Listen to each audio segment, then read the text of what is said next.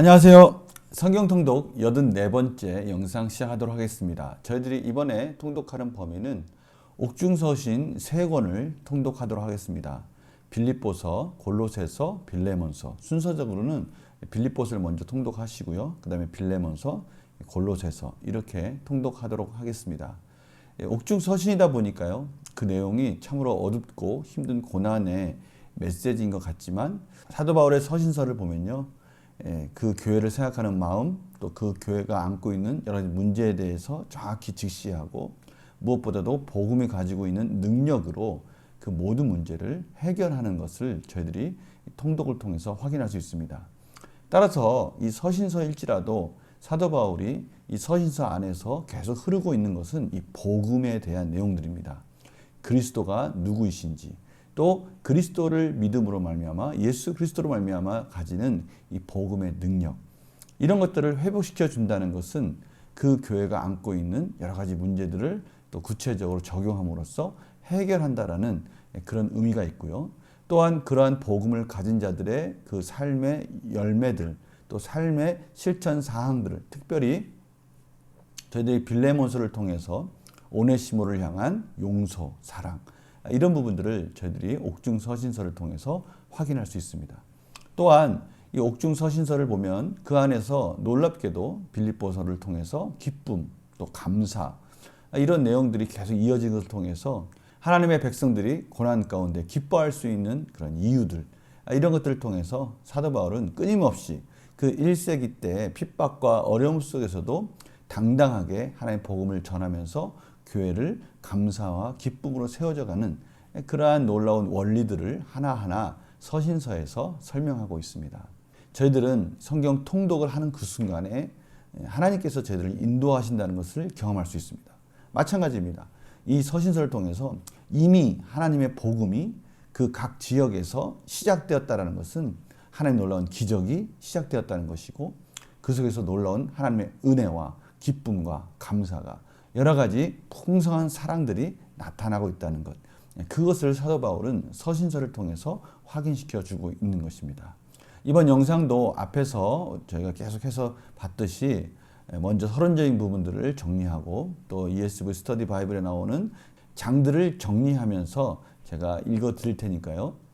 성도님들이 통독을 하신 분들은 그것들을 기억하면서 정리하시고, 또 통독을 아직 하지 않으신 분들은 이 영상을 보고 나서 이런 내용들이 있구나 라는 것을 숙지하시고 통독을 하시면 되겠습니다. 얼마 남지 않은 이 통독 남은 신약 서신서들과 또 요한계시록까지 이런 부분들 차근차근 잘 정리해서 차곡차곡 서신서들이 쌓일 때마다 놀라운 복음의 능력들, 또 그 복음이 어떻게 문제들을 해결해 가는지, 이런 부분들을 저희들이 통독을 통해서 깊은 은혜 받는 그런 시간들이 되기를 간절히 축원합니다. 먼저 빌립보서를 보도록 하겠습니다.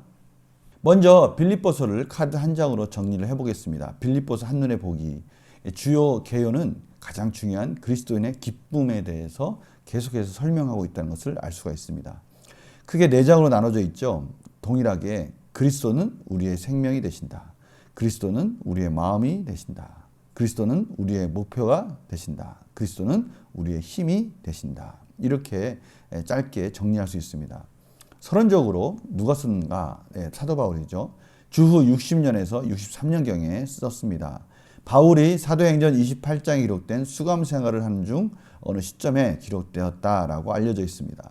치히대와 가이사의 집안에 대한 언급은 바울이 로마에 수감된 상황과 아주 부합되기 때문에 그렇게 추정하는 것이죠. 이 수신자는 당연히 빌립보 교회고요. 주전 356년 마케도니아의 왕 필리포스 2세 알렉산더 대왕의 아버지죠. 이 도시를 점령하고 확장한 이후에 빌립보라는 이름을 붙여 주었습니다. 그 과정을 보면요. 로마인들은 주전 168년에 이 도시를 점령했는데요. 이 도시의 외곽에서 주전 42년에 안토니오와 옥타비아누스가 이끄는 군대가 브루투스와 카시우스의 군대를 대패시키고 나서 옥타비아누스는 빌립보를 로마의 식민지로 만들었습니다. 로마의 군대의 전처 기지로 삼은 것이죠. 그래서 빌립보는요, 상업 도시가 아니라 군사 도시라고 할 수 있습니다. 회당을 구성할 만큼 유대인들이 많이 모여 살지 않았습니다.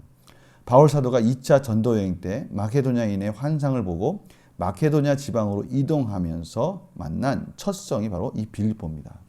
원래 사도 바울은 아시아 쪽, 에베소 쪽으로 가려고 했었죠. 그런데 꿈에서 이 마케도냐인이 손짓을 하는 그 환상을 통해서 바로 이 마케도냐 지역으로 갔는데 바로 그 첫 관문이 이 빌립보였던 것입니다.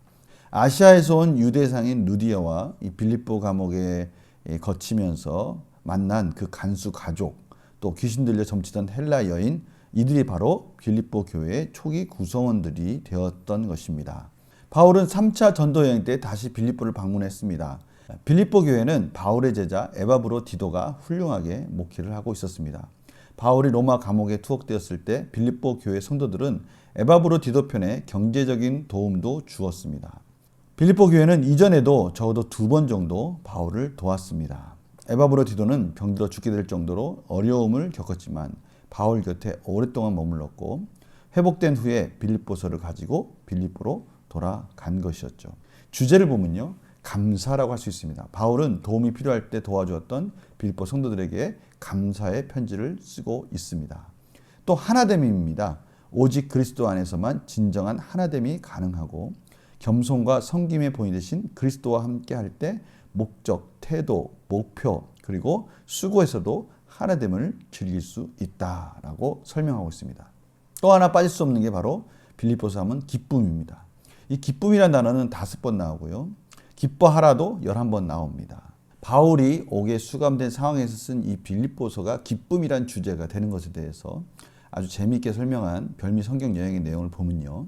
성경에서 가장 기쁨이 넘쳐나는 이 책은 바울이 사슬에 묶인 채 로마 감옥에 있을 때 쓴 것이다. 수많은 학자들은 네로가 그리스도인들을 굶주린 사자에게 던지고 그들을 화형시켜 자신의 석상을 밝히는 횃불로 삼기 시작했을 당시에 빌립보서가 쓰였다고 믿고 있다. 이성적인 사람이라면 어떻게 자신의 목숨이 경각에 달려있는 위기에 처한 상황에서 기쁨을 주제로 하는 서신을 보낼 수 있단 말인가? 그런 환경에서 어떻게 기쁨이 충만할 수 있는가? 바로 이러한 내용들, 자신이 지금 죽음에 바로 가까이 와 있음을 알면서도 어떻게 기뻐하라는 이러한 서신서를 쓸 수 있었을까? 빌립보에서의 기쁨은 고난과 함께 묶여있는 기쁨이다라는 것입니다. 다시 말하면 사도 바울이 자신의 상황 속에서도 이렇게 힘든 상황 속에도 기뻐하라는 이러한 역설적인 이 서신서는 그들에게 도전이 되었고요. 하나님 그리스도 안에서 산다는 것이 어떠한 것인지에 대한 강한, 어떻게 보면 사도 바울 자신이 쓴 편지뿐만이 아니라 그런 환경 속에서 말씀하고 있는 하나님의 중요한 말씀으로 그들에게 다가갈 수 있는 능력이 될 수 있었던 것이죠. 장별 정리를 한번 해볼까요? 1장 1절에서 11절은 인사말과 기도입니다. 바울은 독자들에게 인사하고 빌립보 성도들이죠.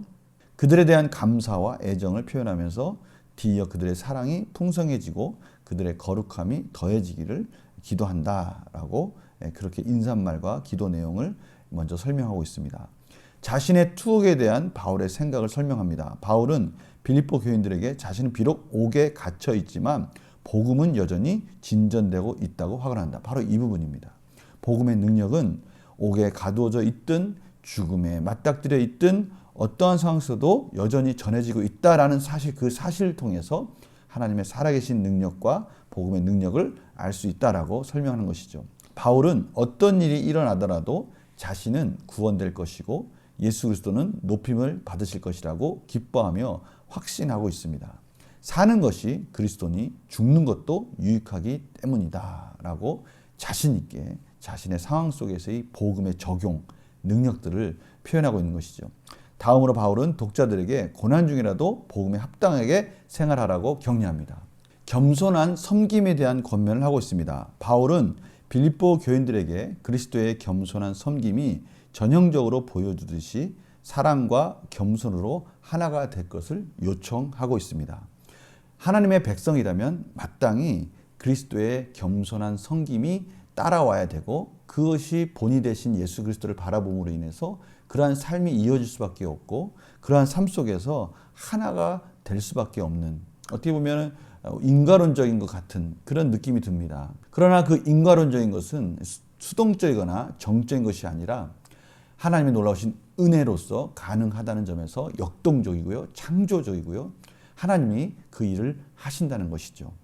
그들은 그리스도의 신실한 종들인 디모데와 에바브로디도와 같이 세상에서 빛으로 살아야 한다라고 권면하고 있습니다. 복음의 대적자들을 경고합니다. 의는 어디에서 오는가? 분명한 의에 대해서 개념을 정리해 줍니다. 바울은 빌립보 교인들에게 주 안에서 기뻐할 것을 명함으로써 이 단락을 시작한 다음에 그들에게 유대교의 풍습을 강요하는 복음의 대적자들에 대해서 경고합니다. 하나님의 복음, 믿음으로 말미암아 구원을 이루어가는, 또 하나님의 은혜로 말미암아 그 구원이 완성돼가는 이 모든 것들을 대적하는 이 유대교의 풍습, 율법을 강조하는 이러한 자들에 대해서 경고하는 것이죠.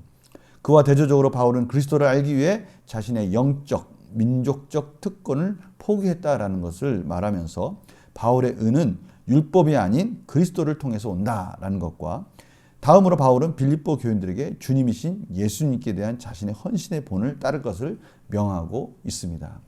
사도 바울 자신이 율법이 아닌 복음, 은혜로 말미암아, 믿음으로 말미암아 사역하고 있고 그 열매로 헌신하고 있는 부분들을 자신이 보여주는 본을 통해서 따라오라고 그렇게 권면하는 것이죠. 그리고 나서 사도 바울은 마지막 결론적 권면과 감사로 마무리하고 있습니다.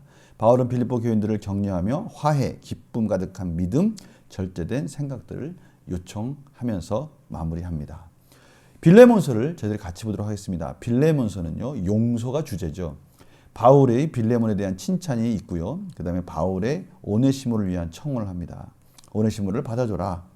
바울의 약속과 확신이 이어지고 축복 기도로서 마무리합니다. 당연히 빌레몬서의 저자도 바울입니다. 같은 시기에 쓰여졌고요. 로마 감옥에서 역시 쓰여졌던 것으로 전해지고 있습니다. 수신자는 빌레몬입니다. 이것은 교회가 아니라 한 개인이죠. 빌레몬은 골로새에 사는 기독교 지도자입니다. 그래서 뒤에 저희들이 골로새서를 또 같이 통독하게 되는 겁니다. 압비아는 빌레몬의 아내였고요. 아키포는 빌레몬의 아들이었으며 교회 지도자였다라는 것이죠. 빌레몬의 집은 교회의 모임 장소로 제공할 만큼 충분히 넓었다라는 것이죠. 빌레몬은 바울을 통해 회심했고요. 아마도 바울의 3차 전도 여행 중에 에베소에서 우연히 바울을 만나 개종한 것으로 추측하고 있습니다. 주제는 그리스도를 통한 형제의 사랑입니다.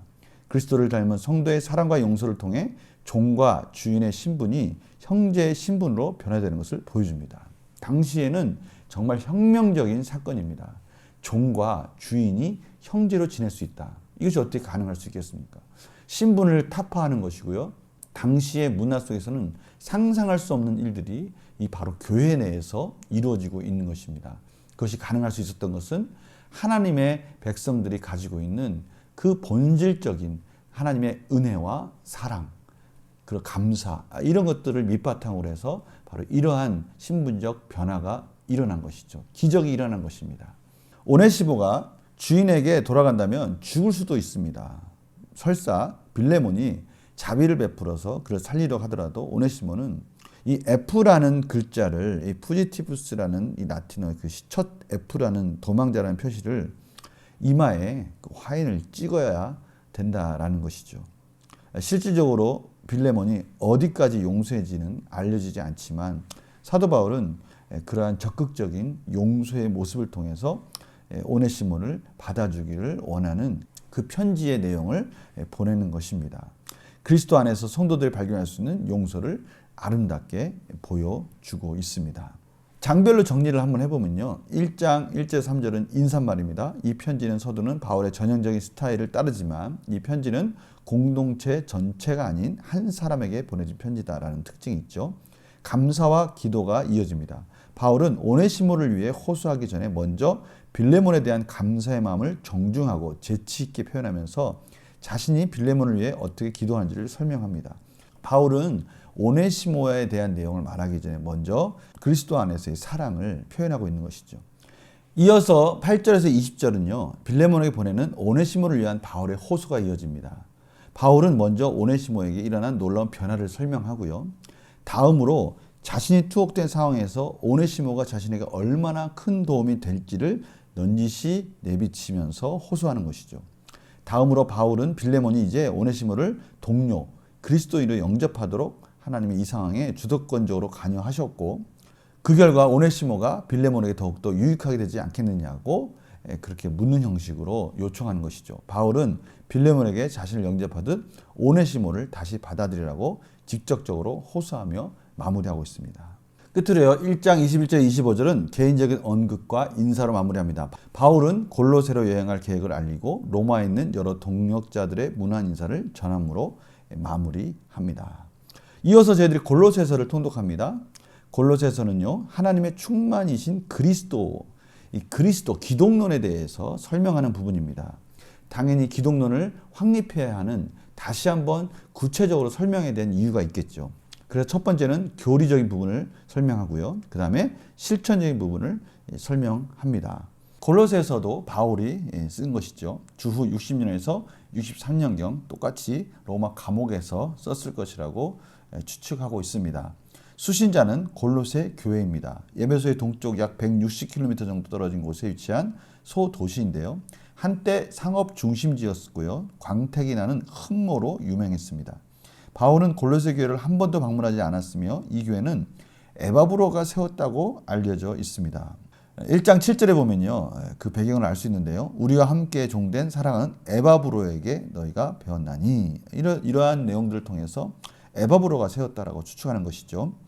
1세기의 골로새 지방은 사이비 종교들이 창궐하던 곳이었습니다. 동방에서 오는 주요 무역로에 위치한 골로새는 신비스러운 종교적 생각들을 가지고 끝없이 밀려오는 동방의 무역업자들의 소굴이었다는 것이죠. 그 지역의 유대인조차 천사들과 강의 영혼을 숭배했다고 알려져 있습니다. 그러니까 이 골로새 지역에 일종의 토착화가 이루어지고 있다는 것을 저희들이 알 수 있습니다. 하나님의 복음이 그 당시에 있는 많은 사이비 종교들과 혼합되어져서 변질되어지기 시작했다는 것이죠.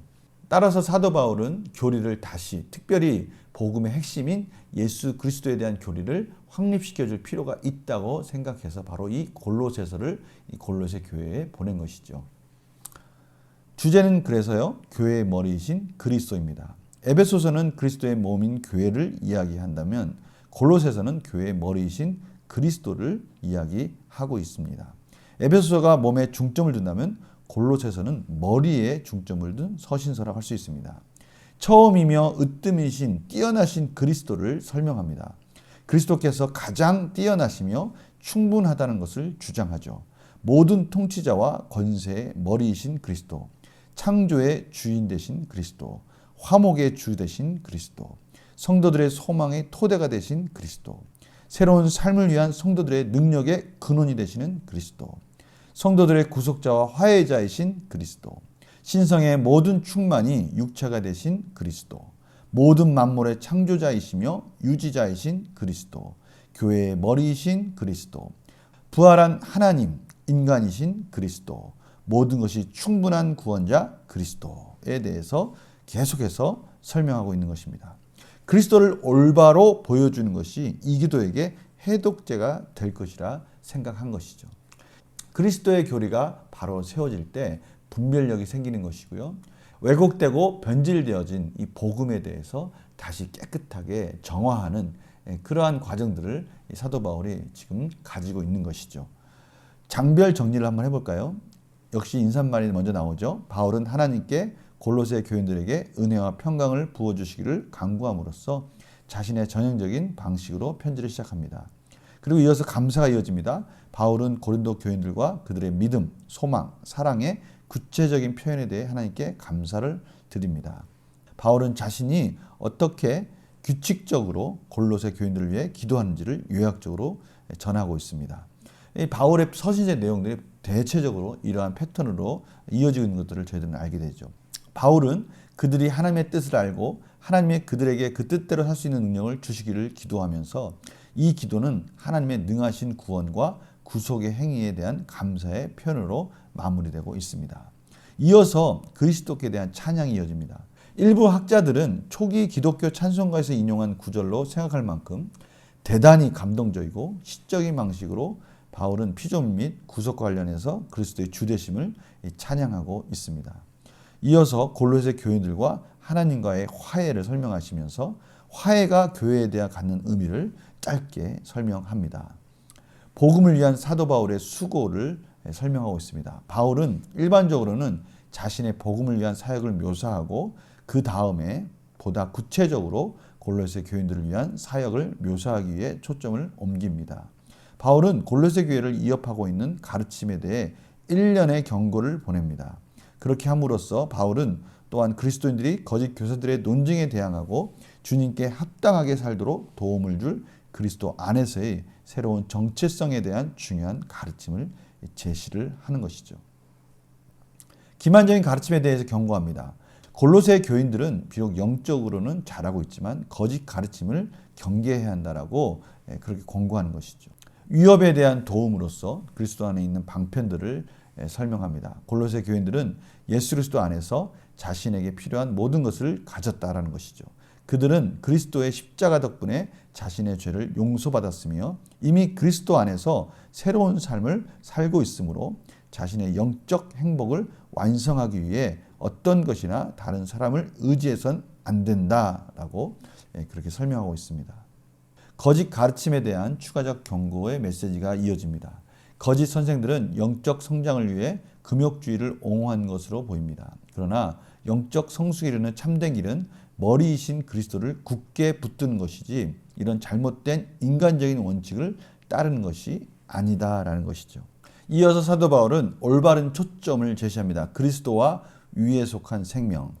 이 중추적인 단락은 거짓 선생에 대한 바울의 논박의 끝부분을 이루면서 주를 기쁘시게 하도록 살라는 골로새 교인들을 향한 바울의 호소로 이어지는 가교 역할을 합니다. 그래서 이어지는 부분이 당연히 그리스도의 삶에 대한 교훈이 이어지겠죠. 바울은 고린도 교인들이 그리스도와 함께 죽고 부활한 사실과 그리스도와 함께 할 미래의 삶에 대한 소망에 근거하여 그들에게 삶 속에서 계속해서 악한 행실을 제거하고 그리스도의 미덕을 기르라고 권면합니다. 그리고 이어서 마지막으로 개인적인 인사와 교훈의 말이 이어집니다. 바울은 골로새 교인들에게 편지를 전하는 사람을 칭찬한 뒤 자신이 옥에 갇혀 있는 동안 자신과 함께 있는 동역자들이 이 교회에 보내는 안부 인사를 전하고 있습니다. 그리고 편지를 마무리하면서 자신이 직접 사인을 하는 부분들을 통해서 이것이 사도 바울의 글이라는 것을, 편지라는 것을 다시 확인시켜 주고 있습니다. 여기까지 저희들이 세 개의 서신서를 보게 되는데요. 핵심이 뭐죠? 그렇습니다. 복음에 대한 설명, 복음에 대한 구체적인 것을 다시 한번 설명해 주고 하나님의 백성이 복음을 온전히 이해한다면 거기에서 이어지는 삶, 그리고 그 삶의 열매를 통해서 교회가 하나가 되고 또 올바른 교리를 통해서, 올바른 복음을 통해서 사이비적인 또 거짓 선생들을 올바로 분별하여서 교회가 온전히 세워지기를 원하는 그런 사도 바울의 마음들이 들어가 있는 것이죠. 저희들은 이 서신서를 읽으면 읽을수록 하나님의 백성들이 어떻게 사는 것이 또 어떠한 열매를 통해서 어떠한 능력 가운데 여러 가지 은혜의 방편들, 하나님의 말씀을 통해서 어떻게 새롭게 성장해 가는지 이런 것들을 교회 안에서 성도들의 삶을 통해 구체적으로 저희들이 이해할 수 있는 겁니다. 이러한 서신서들은 지금 저희들에게 그래서 직접적으로 교훈이 되는 것이고요. 실제적인 성도들의 삶으로 설명이 되어지기 때문에 너무나 유익한 부분인 것이죠. 앞으로 이 서신서를 통해서 그러한 관점으로 계속해서 통독해 나간다면 실제적으로 우리 삶에서 일어나는 갈등들, 또 열매들 이런 것들을 같이 비교하면서 참으로 유익이 되는 시간들로 이어질 수 있을 것 같습니다. 서신서를 통한 또 은혜로운 통독 시간이 되기를 간절히 소망하면서요. 저는 다음 주에 또 뵙겠습니다. 안녕히 계세요.